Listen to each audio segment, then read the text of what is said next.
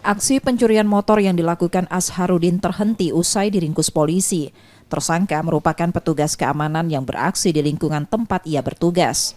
Polisi menerangkan pencurian motor sudah 10 kali dilakukan tersangka bersama rekannya yang masih buron di 7 TKP, semua berada di Kecamatan Kalidoni.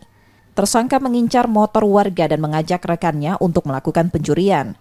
Tersangka mengaku pada polisi motor hasil curian dijual keluar Palembang. Lalu di saat sudah menemukan target tersebut, mengajak satu rekannya yang memang saat ini masih jadi buronan kita, DPO kita, untuk melaksanakan aksinya.